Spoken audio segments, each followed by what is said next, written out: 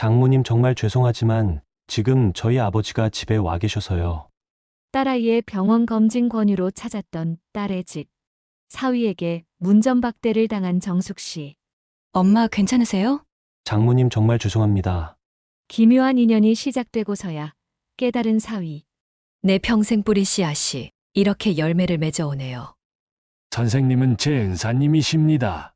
전박대를 당했던 그날 밤의 슬픔은 이제 아득한 추억이 되었어요.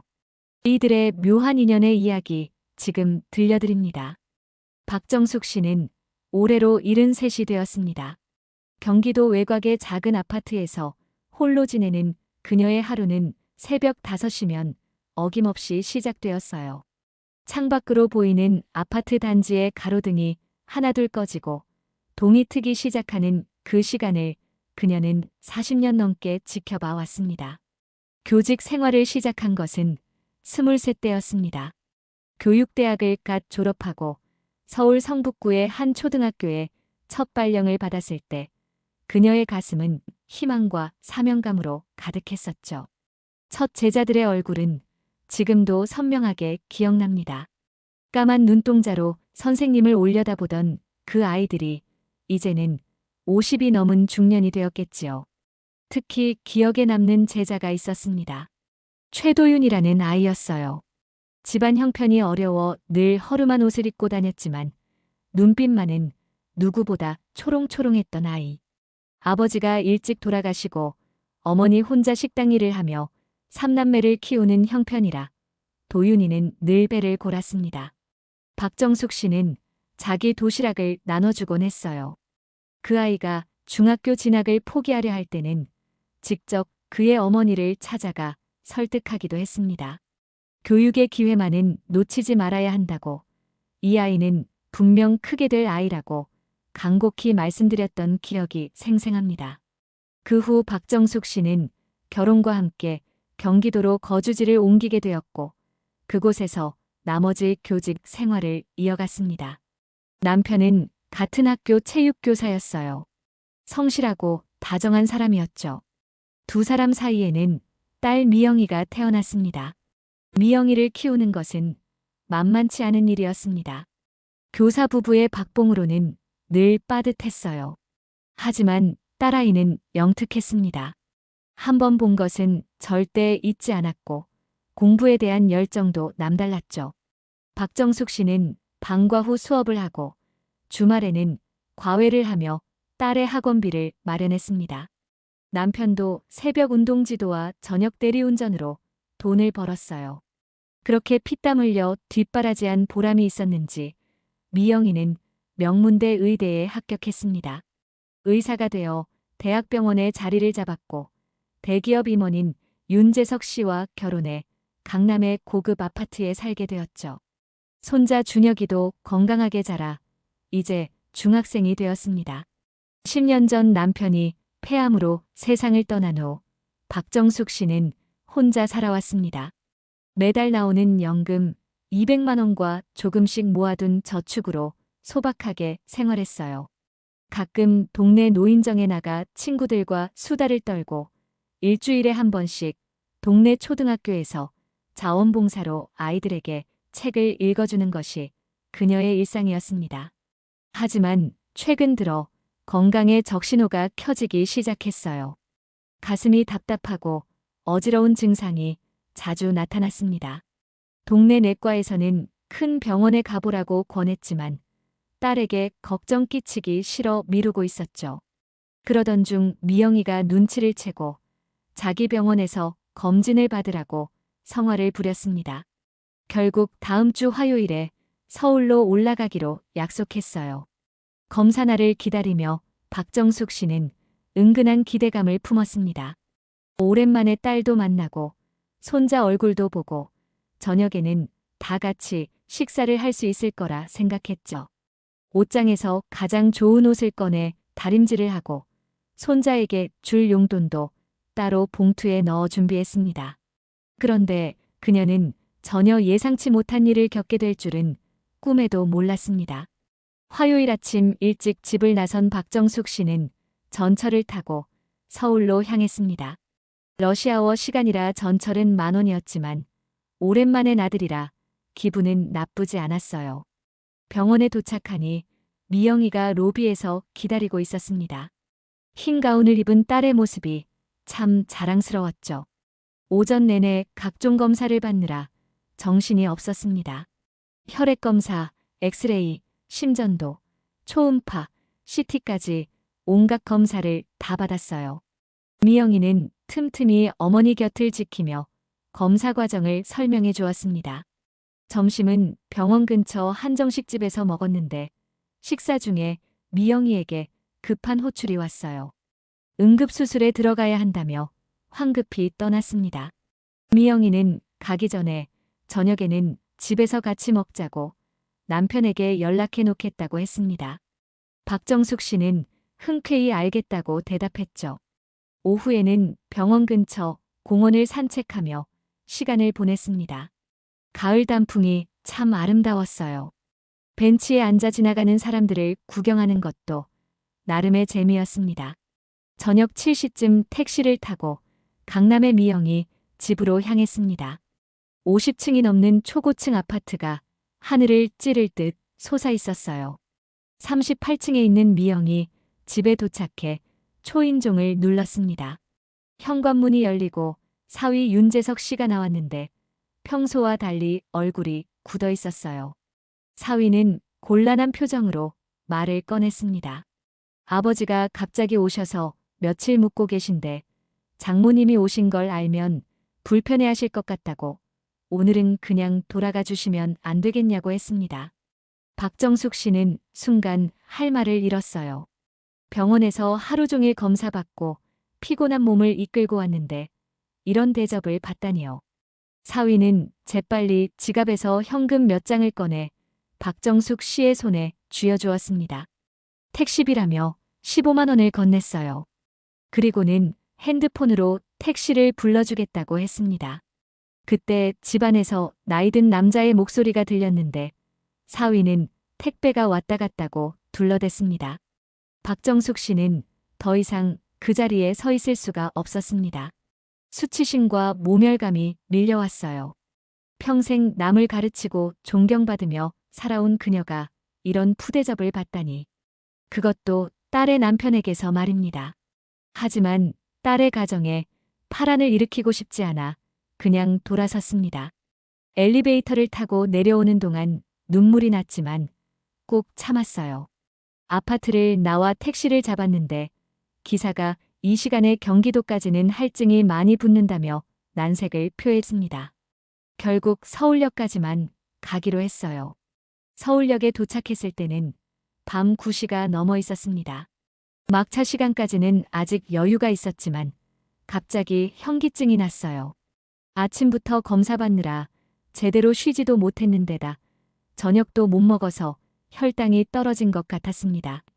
대합실 의자에 앉아 잠시 쉬려 했는데 어지러움이 점점 심해졌어요. 가방에서 혈압약을 꺼내려다 그대로 쓰러질 뻔했습니다. 다행히 지나가던 젊은 남자가 부축해 주었어요. 영무원을 불러 의무실로 데려다 주었는데 혈압을 재보니 180이 넘었습니다.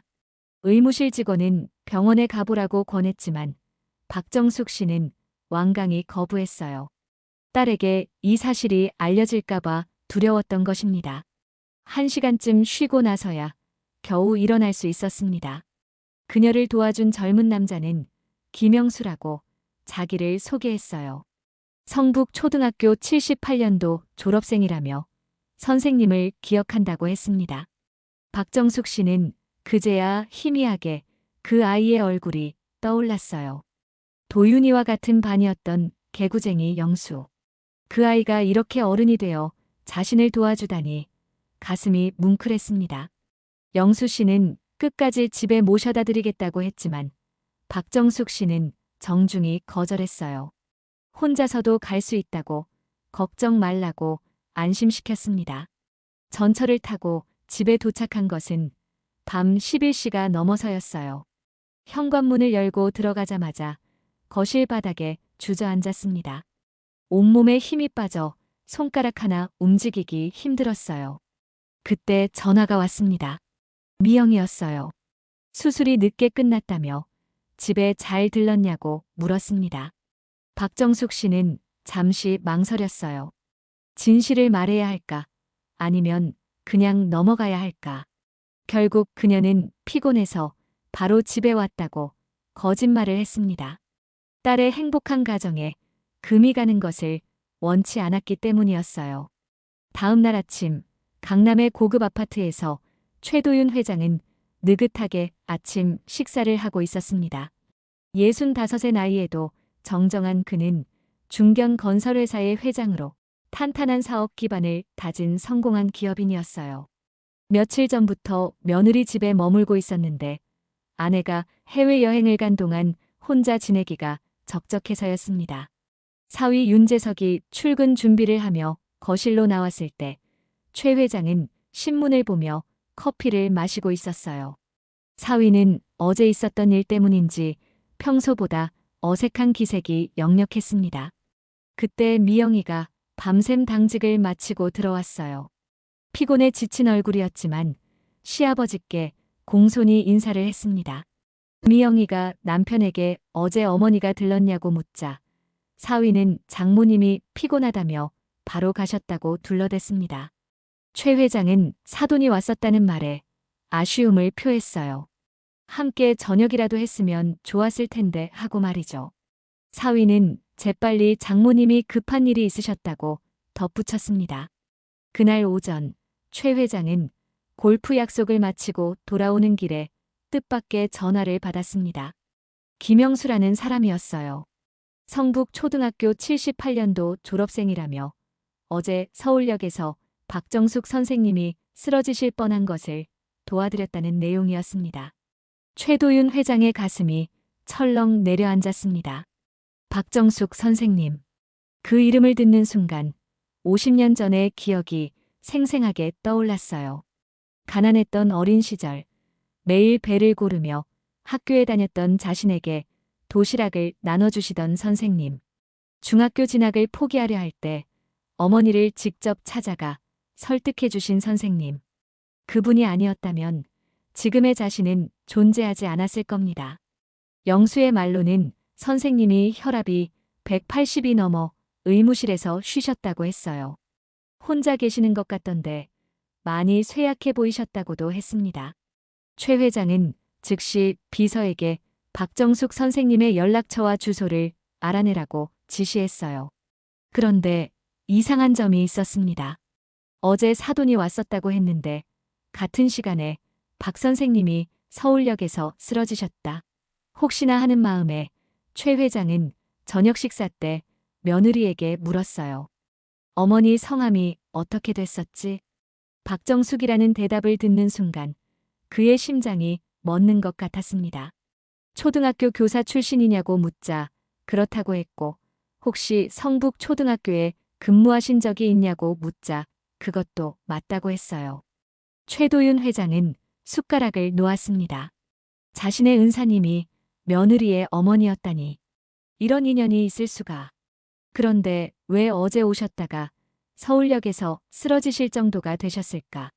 최 회장의 날카로운 시선이 사위에게 향했습니다. 오랜 사업 경험으로 단련된 그의 직감이 뭔가 잘못되었음을 감지했어요. 사위의 불안한 눈빛, 어색한 몸짓, 그 모든 것이 거짓말을 하고 있다고 말해주고 있었습니다. 결국 최 회장의 추궁에 사위는 실토할 수밖에 없었습니다. 장모님이 오셨지만 아버님이 불편해하실까봐 그냥 가시라고 했다는 것이었어요. 미영이는 충격의 말을 잇지 못했고 최도윤 회장은 분노로 얼굴이 붉게 달아올랐습니다. 그가 얼마나 화가 났는지 평소에 점잖은 모습은 온데간데 없었어요.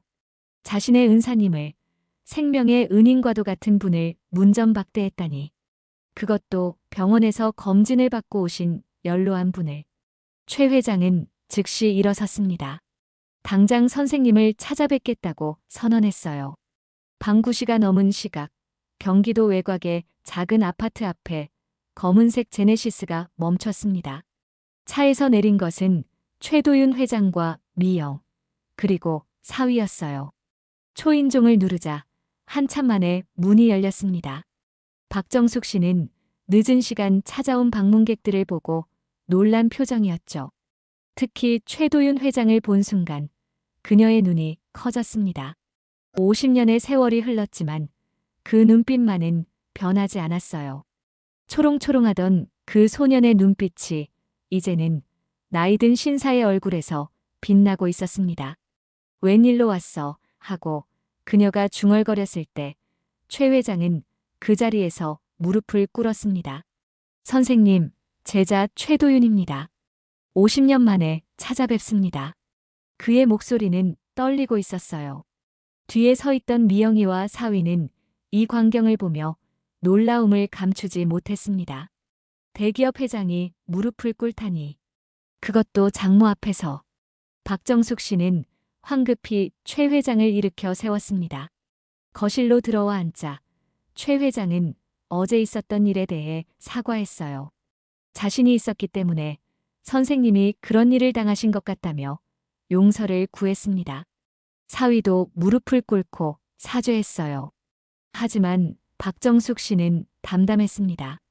괜찮다고, 다 지나간 일이라고, 미영이 가정에 불화가 생기는 것을 원치 않는다고 했어요. 그러자 최 회장이 말했습니다. 선생님이 계시지 않았다면 지금의 자신은 없었을 거라고. 배고파하는 자신에게 도시락을 나눠주시고 중학교 진학을 포기하려 할 때 어머니를 설득해 주신 은혜를 평생 잊지 못했다고. 그제야 박정숙 씨의 얼굴에 미소가 번졌습니다. 도윤이가 이렇게 성공한 사람이 되었구나. 정말 기쁘다고. 항상 궁금했는데 이렇게 다시 만나게 되어 감사하다고 했어요. 최 회장은 그날부터 박정숙 씨를 정기적으로 찾아뵙기 시작했습니다. 건강검진 결과 다행히 큰 이상은 없었지만 정기적인 관리가 필요하다고 해서 최고의 의료진을 연결해 주었어요. 또한 박정숙 씨가 혼자 사는 것이 걱정되어 실버타운으로 옮기는 것을 제안했지만 그녀는 정중히 거절했습니다. 자기 집에서 자유롭게 사는 것이 좋다고 했어요. 대신 최 회장은 매주 한 번씩 선생님을 찾아뵙는 것으로 만족해야 했습니다. 때로는 미영이와 손자도 함께 왔어요. 사위는 그날 이후로 완전히 달라졌습니다. 장모를 극진히 모시고 매주 안부 전화를 드렸죠. 어느 날 박정숙 씨가 최 회장에게 말했습니다. 교사 생활을 하며 수천 명의 제자를 가르쳤지만 이렇게 성공한 제자가 다시 찾아와 준 것은 처음이라고. 그것만으로도 자신의 교직 생활이 헛되지 않았음을 느낀다고. 최 회장은 그 말에 또다시 눈시울을 붉혔어요. 최도윤 회장과 박정숙 선생님의 재회 소식은 성북 초등학교 동창들 사이에 빠르게 퍼졌습니다. 78년도 졸업생들의 단체 채팅방에는 박 선생님을 기억하는 제자들의 메시지가 쏟아졌어요. 모두들 선생님을 찾아뵙고 싶어 했습니다. 그 중에는 현재 대학병원 원장이 된 제자도 있었고 유명 변호사가 된 제자도 있었으며 성공한 사업가가 된 제자들도 여럿 있었습니다. 그들 모두 박정숙 선생님의 가르침을 잊지 않고 있었어요. 특히 집안 형편이 어려웠던 아이들일수록 선생님에 대한 기억이 더욱 선명했습니다. 동창회에서는 박 선생님을 모시고 조촐한 모임을 갖기로 했어요. 장소는 최도윤 회장이 운영하는 호텔의 연회장으로 정했습니다. 50년 만에 사제 상봉이었죠. 그날 모인 제자는 30여 명. 모두 60대가 된 중년들이었지만 선생님 앞에서는 여전히 초등학생 같았어요. 박정숙 선생님은 제자들 한 명 한 명의 이름을 기억했습니다. 누가 무엇을 잘했고 누가 어떤 말썽을 피웠는지도 정확히 기억하고 있었어요. 영수야, 너는 항상 숙제를 안 해와서 혼났지. 정희야, 너는 그림을 정말 잘 그렸어. 이런 식으로 각자의 추억을 하나씩 꺼내주었습니다. 제자들은 감동했어요. 50년이 지났는데도 자신들을 기억해 주시다니. 특히 가정 형편이 어려워 도시락을 싸오지 못했던 제자들은 선생님이 나눠주신 김밥과 달걀을 아직도 잊지 못한다고 했습니다. 그때 그 도시락이 없었다면 배고파서 공부를 할 수 없었을 거라고. 대학병원 원장이 된 정수는 특별한 제안을 했습니다. 선생님의 건강을 자신이 직접 관리하겠다고. VIP 검진 프로그램을 무료로 제공하고 필요한 모든 의료 서비스를 지원하겠다고 했어요. 변호사가 된 영희는 선생님의 모든 법적 문제를 무료로 도와드리겠다고 했고, 사업가가 된 제자들은 선생님께 필요한 것이 있으면 무엇이든 지원하겠다고 나섰습니다. 하지만 박정숙 선생님은 모든 제안을 정중히 거절했어요. 자신은 충분히 잘 지내고 있으니 걱정 말라고. 다만 이렇게 모두가 잘 살고 있는 모습을 보는 것만으로도 행복하다고 했습니다. 그날 모임에서 특별한 일이 있었습니다. 제자 중 한 명이 낡은 사진첩을 가져왔는데 그 안에는 6학년 때 찍은 학급 사진이 있었어요. 흑백 사진 속에는 젊은 박정숙 선생님과 40여 명의 아이들이 운동장에 서 있었습니다. 사진을 보던 박 선생님의 눈가가 촉촉해졌어요. 그때는 모두가 가난했지만 행복했던 시절이었다고, 아이들의 맑은 눈빛이 자신에게 힘을 주었다고 회상했습니다. 최도윤 회장은 그 사진을 확대해서 액자에 넣어 선생님께 선물로 드렸습니다. 그리고 제자들은 정기적으로 선생님을 찾아뵙기로 약속했어요. 한 달에 한 번씩 돌아가며 선생님 댁을 방문하기로 한 것입니다. 그런데 며칠 후 뜻밖의 인물이 박정숙 선생님을 찾아왔습니다. 바로 사위재석의 아버지 최도윤 회장의 부인이었어요. 해외여행에서 돌아온 그녀는 남편에게서 모든 이야기를 듣고는 직접 찾아온 것이었습니다. 최 회장의 부인은 정성스럽게 준비한 한약과 건강식품을 들고 왔어요.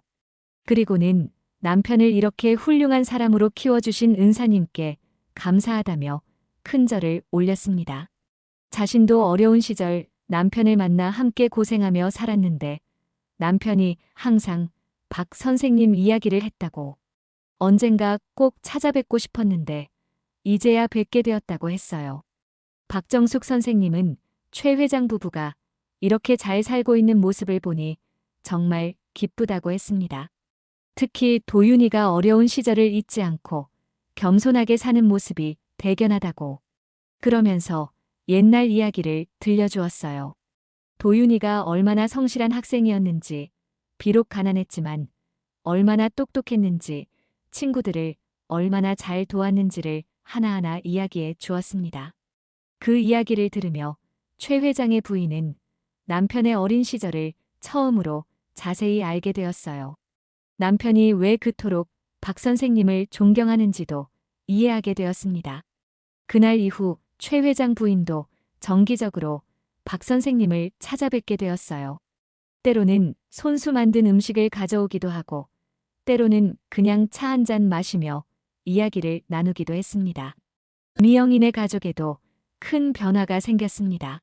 사위 재석은 그날의 일을 깊이 반성하고 장모를 진심으로 모시기 시작했어요.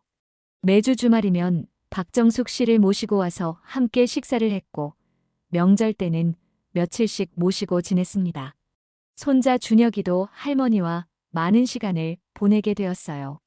박정숙 씨가 들려주는 옛날 이야기와 인생의 지혜를 듣는 것을 좋아했습니다. 특히 준혁이는 할머니가 교사였다는 것에 자부심을 느꼈어요.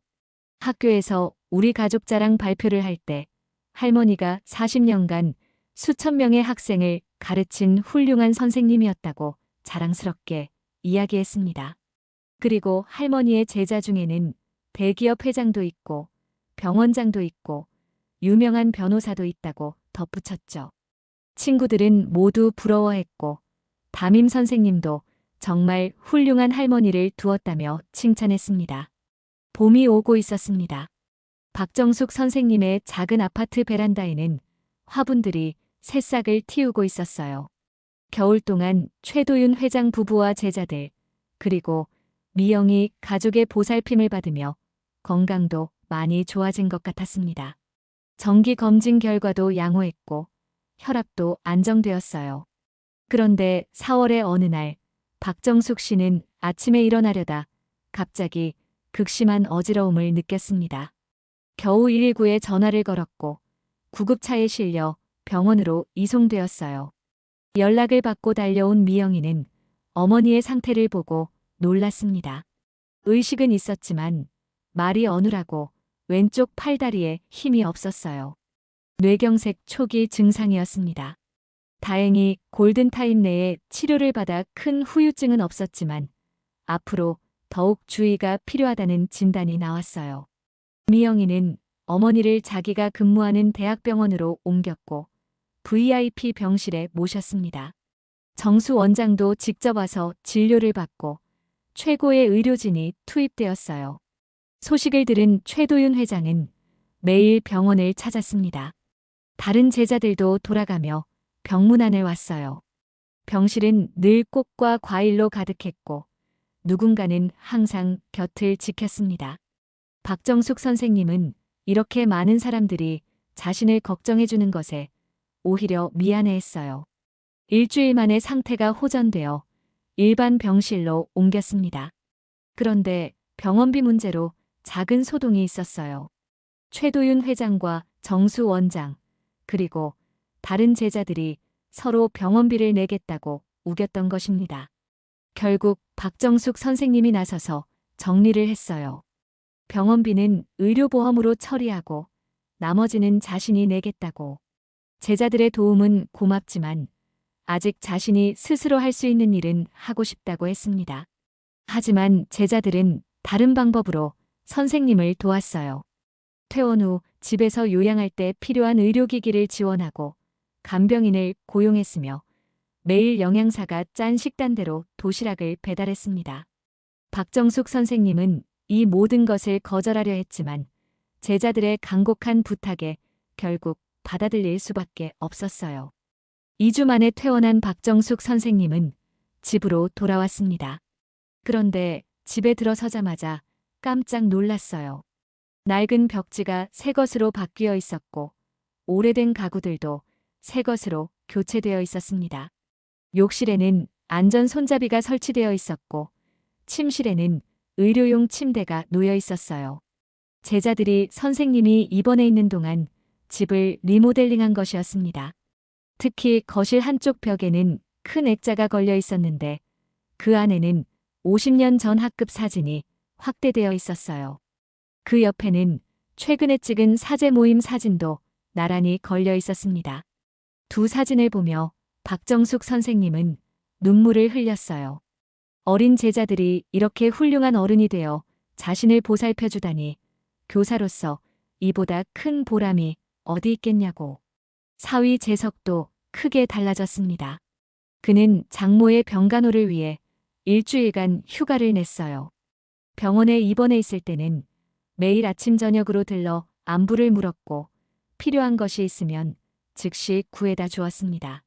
퇴원 후에는 주말마다 박정숙 씨를 자기 집으로 모셔갔어요. 의사인 아내가 직접 어머니의 건강 상태를 체크할 수 있도록 하기 위해서였습니다. 어느 날 박정숙 선생님이 사위에게 말했습니다. 그때 일은 잊어버리라고. 누구나 실수는 할 수 있다고. 지금 이렇게 잘해주는 것만으로도 충분하다고. 사위는 그 말에 또다시 죄송하다며 고개를 숙였어요. 장인어른이 자신 아버지의 은사님이라는 것을 알고 나서 얼마나 부끄러웠는지 모른다고 앞으로는 정말 잘 모시겠다고 다짐했습니다. 여름이 되자 박정숙 선생님의 건강은 완전히 회복되었습니다. 다시 혼자서도 잘 지낼 수 있게 되었지만 이제는 혼자가 아니었어요. 제자들이 만든 돌봄 일정표에 따라 매일 누군가가 찾아왔고 주말에는 미영이 가족과 함께 시간을 보냈습니다. 그러던 중 최도윤 회장이 특별한 제안을 했습니다. 선생님의 교육 철학과 경험을 책으로 남기자는 것이었어요. 40년간의 교직 생활, 수천 명의 제자들과의 추억, 교육에 대한 신념과 철학을 기록으로 남겨 후배 교사들과 학부모들에게 전하자는 취지였습니다. 박정숙 선생님은 처음에는 거절했어요. 자신은 평범한 교사일 뿐이라고 특별할 것이 없다고 했습니다. 하지만 제자들의 설득에 결국 수락했어요. 특히 현직 교사인 제자가 요즘 교육 현장이 얼마나 어려운지, 선생님 같은 참스승의 이야기가 얼마나 필요한지를 설명하자 마음이 움직였습니다. 책 작업은 체계적으로 진행되었습니다. 작가 출신 제자가 구술을 받아 정리했고, 언론인 출신 제자가 편집을 맡았으며, 출판사를 운영하는 제자가 출간을 담당했어요. 박정숙 선생님은 매주 2번씩 작가와 만나 옛 이야기를 들려주었습니다.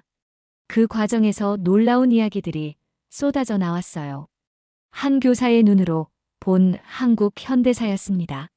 특히 인상적이었던 것은 박정숙 선생님의 교육 철학이었어요. 그녀는 항상 아이들 한 명 한 명을 개별적인 인격체로 대했다고 했습니다. 성적이 좋은 아이든 나쁜 아이든, 부유한 집 아이든 가난한 집 아이든 모두 똑같이 소중한 존재로 여겼다고. 그리고 교육의 목적은 지식 전달이 아니라 아이들이 스스로 생각하고 판단할 수 있는 사람으로 키우는 것이라고 믿었다고 했어요.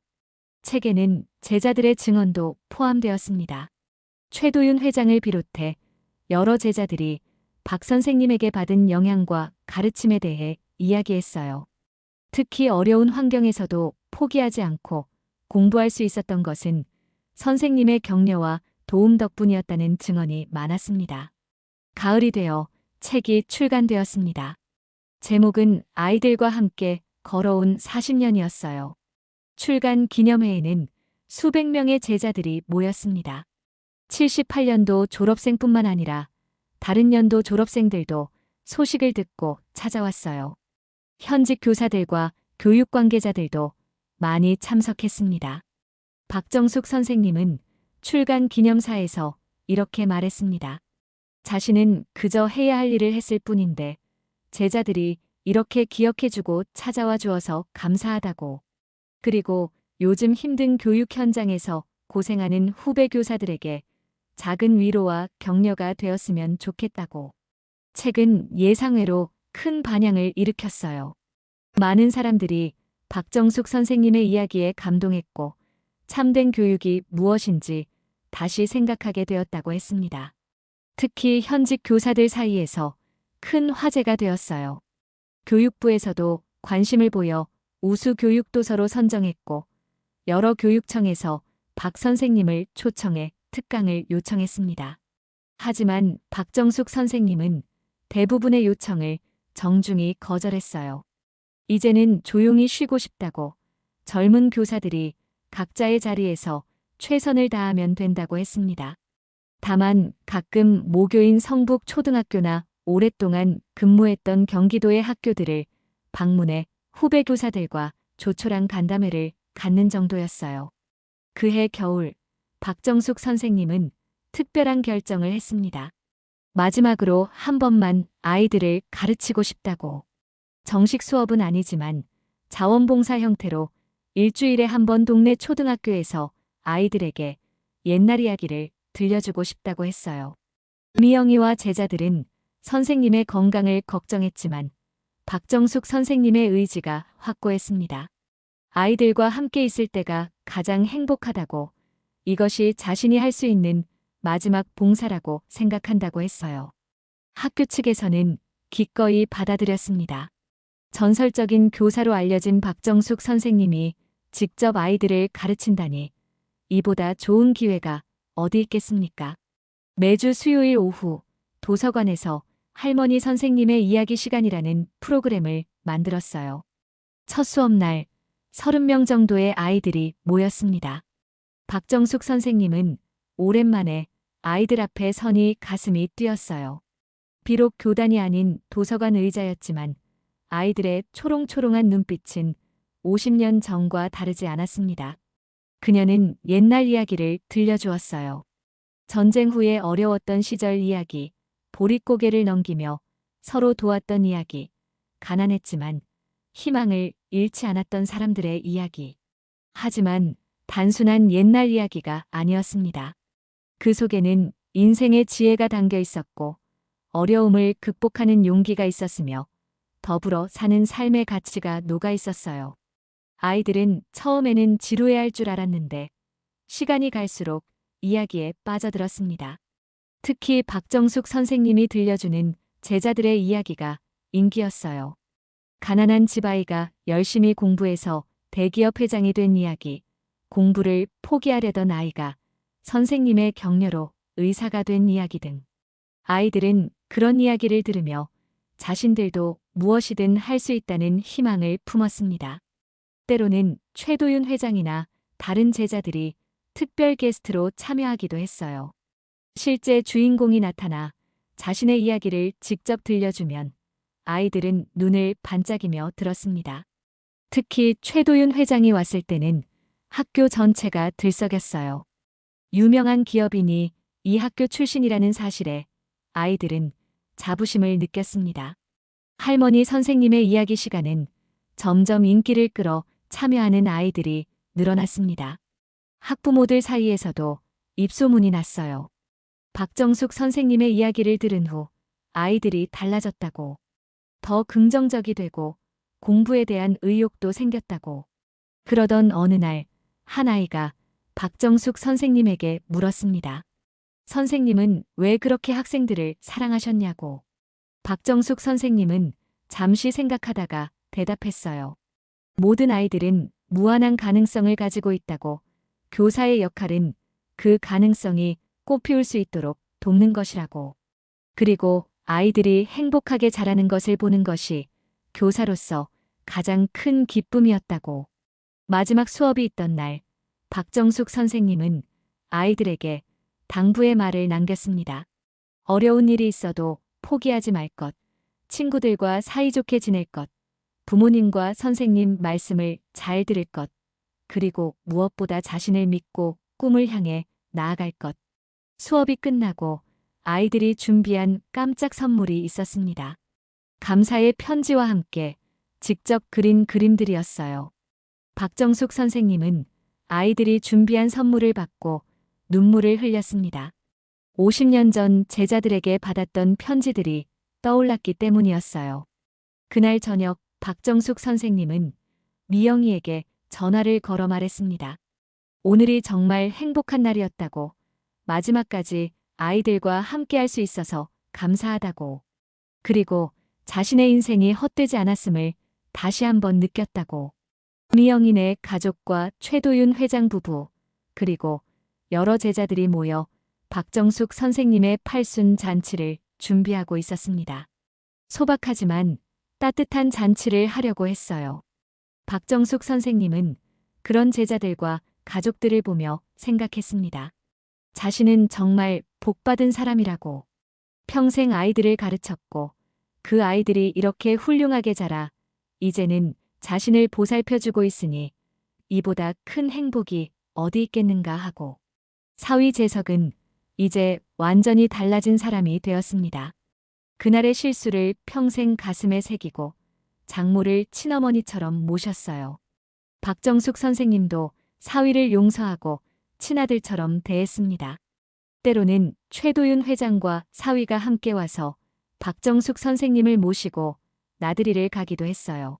손자 준혁이는 할머니의 영향을 받아 교사가 되고 싶다는 꿈을 갖게 되었습니다. 박정숙 선생님은 손자에게 말했어요. 교사는 단순히 지식을 전달하는 사람이 아니라 아이들의 인생을 바꿀 수 있는 사람이라고. 그만큼 책임도 크지만 보람도 크다고. 이제 박정숙 선생님의 작은 아파트는 늘 사람들로 북적였습니다. 제자들이 찾아오고 가족들이 찾아오고 때로는 할머니 선생님의 이야기 시간에 참여했던 아이들도 찾아왔어요. 그녀는 더 이상 혼자가 아니었습니다. 평생 씨앗을 뿌린 사랑이 이제 풍성한 열매가 되어 돌아온 것이었어요. 박정숙 선생님은 창밖을 바라보며 생각했습니다. 교사로 산다는 것은 참으로 복된 일이라고. 비록 부유하지는 못했지만 수많은 제자들의 인생에 작은 보탬이 될 수 있었고 이제 노년에 이렇게 많은 사랑을 받고 있으니 그녀의 주름진 얼굴에는 평화로운 미소가 번졌습니다. 사위에게 문전박대를 당했던 그날 밤의 슬픔은 이제 아득한 추억이 되었어요. 오히려 그 일이 있었기에 최도윤이라는 제자와 재회할 수 있었고 더 많은 제자들과 연결될 수 있었으며 가족들과도 더욱 가까워질 수 있었으니 전화위복이 아닐 수 없었습니다. 인생이란 참으로 묘한 것이라고 박정숙 선생님은 다시 한번 생각했습니다. 오늘 이야기는 여기까지입니다. 사람 인연이라는 것이 참 기묘한 것 같다는 생각이 드는 이야기였습니다. 시청해주셔서 감사합니다. 여러분의 구독과 좋아요는 제게 큰 힘이 됩니다.